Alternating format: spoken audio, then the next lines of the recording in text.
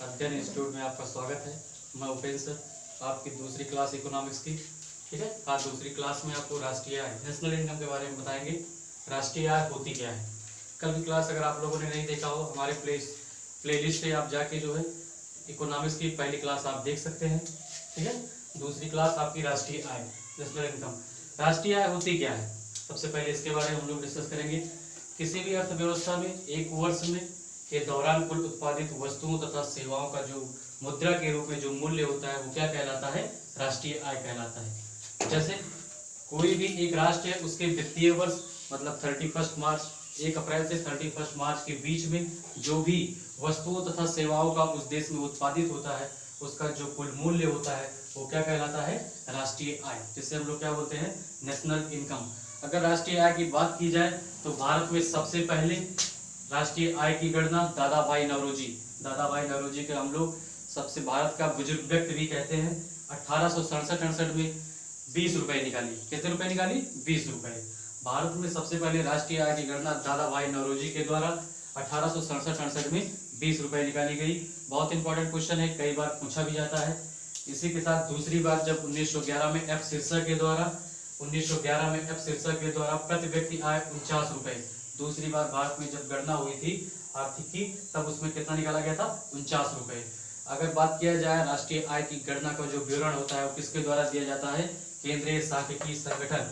किसके द्वारा? केंद्रीय सांख्यिकी संगठन। इसकी स्थापना मई 1951 में हुई थी। कब हुई थी? मई 1951 में। अगर बात की जाए भारत की राष्ट्रीय आय की गणना करने के लिए इसमें मुख्य रूप से 3 चीजें बहुत ही महत्वपूर्ण होती है। इसमें सबसे पहला होता है जीडीपी, जिसे हम लोग बोलते हैं ग्रॉस डोमेस्टिक प्रोडक्ट। क्या बोलते हैं? Gross domestic product. दूसरा होता है सकल राष्ट्रीय उत्पाद, जिसे हम लोग बोलते हैं ग्रॉस नेशनल प्रोडक्ट। क्या बोलते हैं इसको? Gross national product. तीसरा इसमें होता है शुद्ध राष्ट्रीय उत्पाद, जिसे हम लोग बोलते हैं राष्ट्रीय आय। इसको बोलते हैं नेट नेशनल प्रोडक्ट। क्या बोलते हैं इसको? Net national product. आगे और इसमें टॉपिक्स में मैं डीपली चर्चा करूंगा, उसके पहले 2 टॉपिक्स है, इसको आप लोग पहले समझ लीजिए होता क्या है। भारत की अगर बात की जाए, भारत में जीडीपी में योगदान देने वाला सबसे अधिक राज्य कौन सा है? वह कौन सा है? महाराष्ट्र राज्य है। भारत का महाराष्ट्र राज्य एकमात्र ऐसा राज्य है जो जीडीपी में सबसे ज्यादा भारत में योगदान देता है। और इसके साथ ही भारत में प्रति व्यक्ति आय सबसे अधिक किस राज्य की है? गोवा राज्य की है।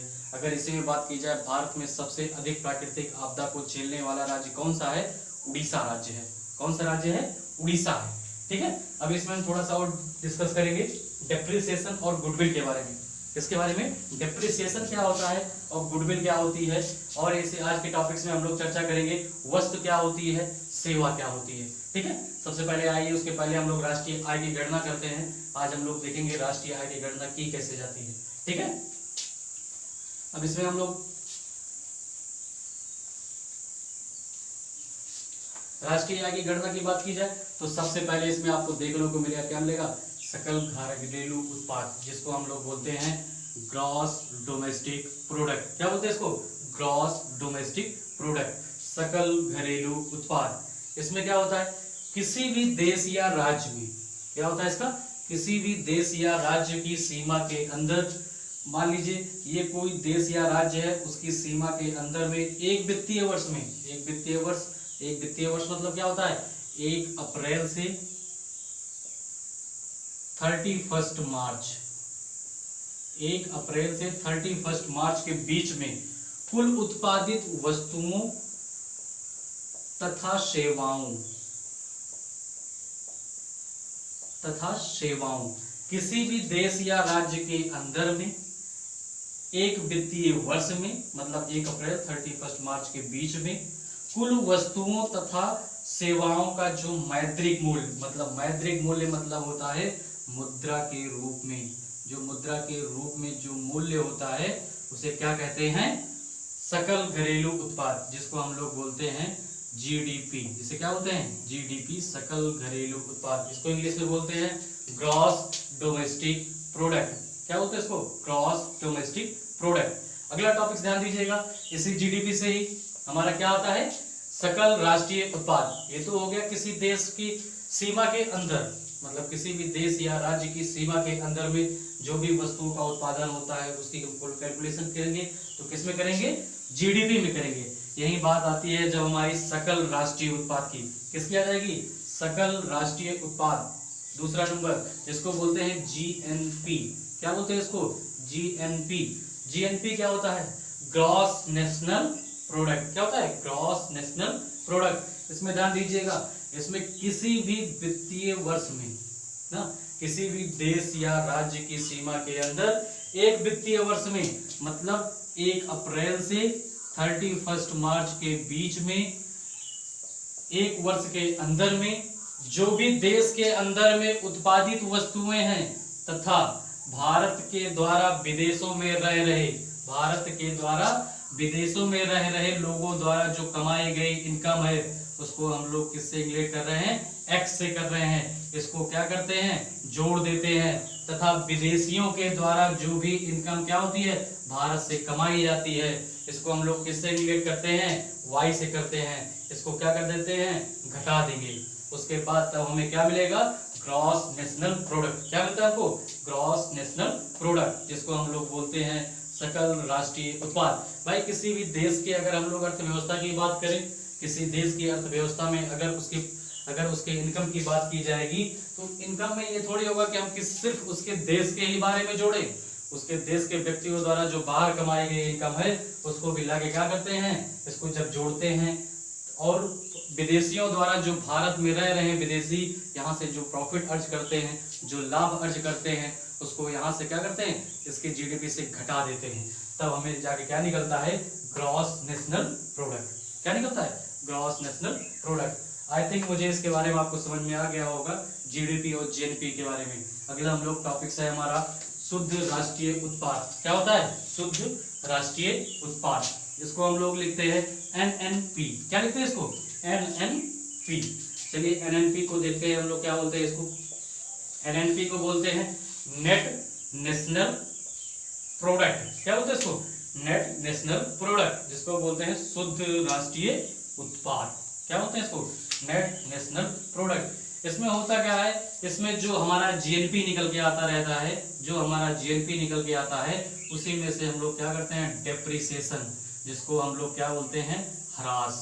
इसे क्या करते हैं, माइनस कर देते हैं, घटा देते हैं। ठीक है, जो ह्रास क्या होता है, ह्रास के बारे में हम लोग थोड़ा सा ध्यान दीजिएगा।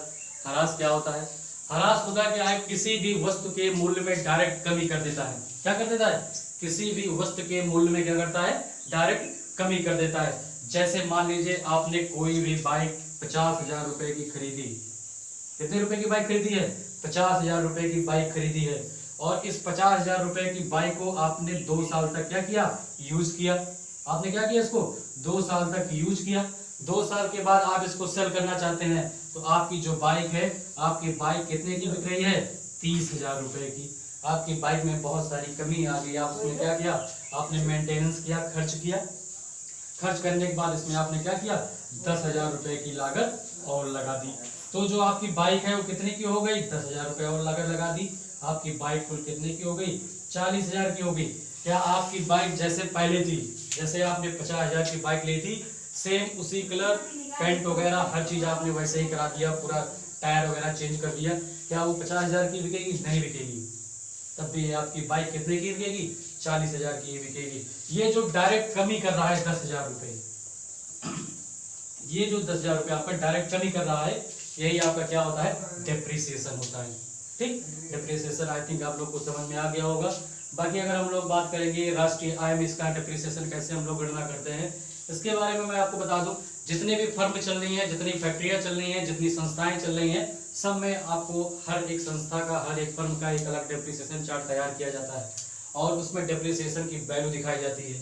जिसमें क्या होता है, उसमें चल रही मशीनरियां, जो भी मशीनरियां चल रही हैं, जो भी उसमें इंडिविजुअल जितने प्रकार के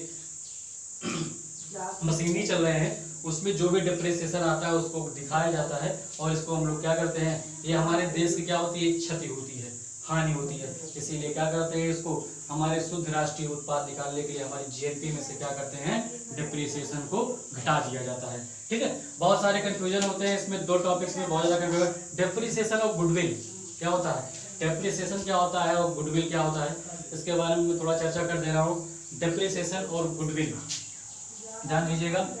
डेप्रिसिएशन क्या होता है, किसी भी वस्तु के मूल्य में क्या करता है, डायरेक्ट कमी कर देता है। क्या करता है वो, किसी भी वस्तु के मूल्य में डायरेक्ट कमी कर देता है। लेकिन जो हमारा गुडविल होता है वो क्या करता है, किसी भी वस्तु के मूल्य में डायरेक्ट वृद्धि कर देता है।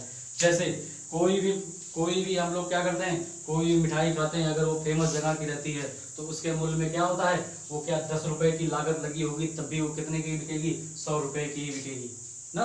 तो क्या होता है, गुडविल में क्या होता है, किसी भी वस्तु के मूल्य में डायरेक्ट वृद्धि हो जाती है। इसको हम लोग हिंदी में बोलते हैं ख्याति। क्या बोलते हैं इसको, हिंदी में ख्याति बोलते हैं। और डेप्रिसिएशन को हिंदी में क्या बोलते हैं, ह्रास। अगला हम लोग बात करते हैं वस्तु और सेवा। वस्तु क्या होती है, सेवा क्या होती है ना। इसमें ध्यान दीजिएगा, बहुत ज्यादा कंफ्यूजन होता है, बहुत सारे बच्चे इसमें बहुत ज्यादा कंफ्यूजन क्रिएट होते हैं। विशेष ध्यान दीजिएगा, वस्तु क्या होती है और सेवाएं क्या होती हैं। आप लोगों ने देखा होगा किसी भी देश या राज्य में एक वित्तीय वर्ष में या तो वस्तु का उत्पादन होगा या तो सेवाओं का उत्पादन होगा। वस्तु क्या होती है, सेवाएं क्या होती है। दोनों चीजों के लिए हम लोग क्या करते हैं, अलग अलग रूप से पे करते हैं। क्या भी करते हैं, पैसा हम लोग पे करते हैं, पैसा खर्च करते हैं वस्तु के ऊपर खरीदने के लिए, सेवाओं को खरीदने के लिए हम क्या करते हैं, मुद्रा का पे करते हैं। ठीक है, वैसे हम लोग देखते हैं वस्तु क्या होती है, सेवाएं क्या होती है, दोनों में बेसिकली डिफरेंस क्या होते हैं। ठीक है, वस्तु की अगर बात की जाए, हम किसी भी चीज का खरीदना या बेचना ना, जिसके प्रत्यक्ष में हमें प्रतिफल में प्रत्यक्ष रूप में कुछ न कुछ हाथ में मिलता है ना। वस्तु के में क्या होता है, किसी भी वस्तु को हम खरीद या बेच रहे हैं तो हमको क्या मिलता है, उसमें वस्तु हमें मिलती है, कोई न कोई वस्तु हमें मिलती है। जैसे हम लोग किसी दुकान पर जाते हैं, 5 रुपए का बिस्कुट खरीदते हैं, पार्ले जी खरीदते हैं, तो 5 रुपए का हमें मूल्य के बराबर क्या मिलती है, एक वस्तु मिल जाती है। ये क्या कहलाती है, हमारी वस्तु कहलाती है। लेकिन अगर सेवाओं की बात की जाए तो सेवाएं क्या होती हैं, सेवाओं में हम क्या करते हैं, खरीदते तो हैं, देते हैं पैसा, लेकिन हमको उसके प्रतिफल में कुछ मिलता नहीं है। सिर्फ हमको क्या होता है, फील होता है। क्या होता है, हमको फील होता है, हमको सर्विसेज मिली हैं, हमें क्या हुआ है, सेवाएं मिली हैं। जैसे कोई भी अध्यापक टीचिंग करता है, पढ़ाता है, तो उसको क्या मिलता है, वो सेवाएं देता है। बच्चे फीस देते हैं, फीस से अर्निंग होती है। वो फीस सिर्फ क्या होती है, एक इंडिविजुअल रहती है। वो क्या करता है, पैसा तो ले लिया ना, लेकिन दिया क्या, सेवाएं देता है। इसी तरह अगर मूवी टिकट, मनोरंजन टिकट की बात की जाए तो मनोरंजन में आप लोग देखेंगे, मनोरंजन में क्या होता है, अगर कोई बच्चा कहता है इसी में से कि सर हम लोग तो मूवी देखने जाते हैं, उसमें मुझे टिकट का मिलता है, मुझे टिकट मिलता है। आप गए वहां पे 250 रुपए का कोई टिकट लिया, आपने 250 रुपए का टिकट लेके वापस चले आए, तो क्या है आपका ये वस्तु हुआ, नहीं, ये आपकी क्या होंगी, सेवाएं होंगी। जैसे मान लीजिए आप टिकट लेने गए जरूर, लेकिन क्या आप टिकट लेके ही वापस आ गए, क्या आप 250 रुपए जो पे कर रहे हैं वो सिर्फ एक छोटे से टिकट के लिए। आप मूवी मत देखिए, आप टिकट लेने जाइए, आप मूवी मत देखिए, आप डायरेक्ट क्या कीजिए, टिकट लीजिए और वापस आ जाइए।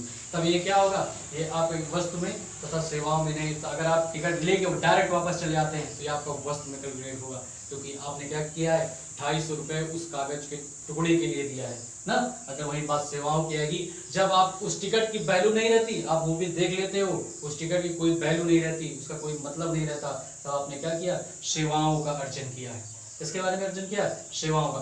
आज हम लोगों ने किसके बारे में पढ़ा है, राष्ट्रीय आय के बारे में। राष्ट्रीय आय को एक बार मैं फिर से बता दे रहा हूँ। राष्ट्रीय आय क्या होता है, किसी भी अर्थव्यवस्था में, किसी भी अर्थव्यवस्था में एक वित्तीय वर्ष के दौरान में कुल उत्पादित वस्तुओं और सेवाओं का जो राष्ट्र जो मौद्रिक मूल्य होता है वो क्या कहलाता है, आपका राष्ट्रीय आय कहलाता है। राष्ट्रीय आय के बारे में फिर से चर्चा कर दे रहा हूँ। राष्ट्रीय आय की सबसे पहले गणना दादा भाई नौरोजी ने की थी। किसने की थी, दादा भाई नौरोजी ने की थी 1967-68 में। इन्होंने कितना निकाला था, 20 रुपए निकाला था।